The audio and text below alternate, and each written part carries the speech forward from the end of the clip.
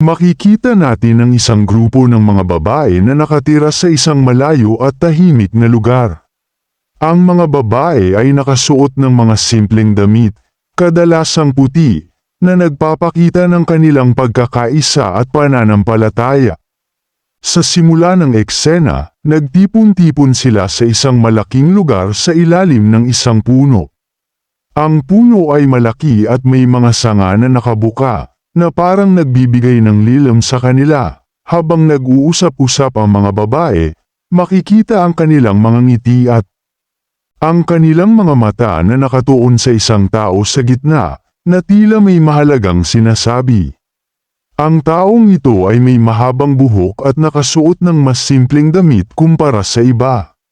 Siya ang leader ng grupo at tila nagbibigay ng mga tagubilin. Sa kanyang paligid, ang mga babae ay nakikinig ng mabuti. May mga pagkakataon na may mga tanong silang ibinabato, at ang leader ay mahinahong sumasagot. Sa eksenang ito, makikita ang mga detalye ng kanilang paligid. Ang mga damo ay berde at ang mga bulaklak ay namumukadkad na nagbibigay ng magandang tanawin. Habang nag-uusap ang grupo, may mga pagkakataon na ang ilan sa mga babae ay nag-aalaga ng mga bata na nasa paligid. Ang mga bata ay naglalaro at tumatakbo sa paligid na nagdadala ng saya. Sa eksena, ang mga babae ay may mga gawain na ginagawa, tulad ng paghahanda ng pagkain o pag-aalaga sa mga hayop. Ang mga tunog ng kalikasan, tulad ng mga ibon na umaawit at ang hangin na humuhuni, ay maririnig sa background na nagdadala ng pakiramdam ng kapayapaan. Sa gitna ng eksena, may isang bahagi kung saan ang mga babae ay nagtipon-tipon upang magdasal.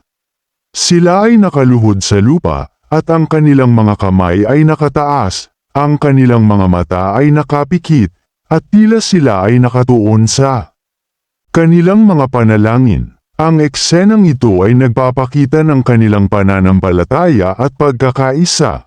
Habang nagtatapos ang eksena, unti-unting nagiging mas maliwanag ang paligid. Ang araw ay unti-unting sumisikat, at ang mga kulay ng kalikasan ay nagiging mas buhay. Ang mga babae ay nag-uusap pa rin, at ang kanilang mga tawanan ay umaabot sa hangin. Ang eksena ay nagtatapos sa isang malalim na pagtingin sa kanilang pamumuhay, na puno ng simpleng kaligayahan at pagkakaisa. Sa kabuuan, ang eksenang ito sa The Other Lamb ay nagpapakita ng isang araw sa buhay ng mga babae sa kanilang komunidad. Ang kanilang mga gawain, ang kanilang pananampalataya, at ang kanilang ugnayan sa isa't isa ay nagbibigay ng isang magandang larawan ng kanilang mundo.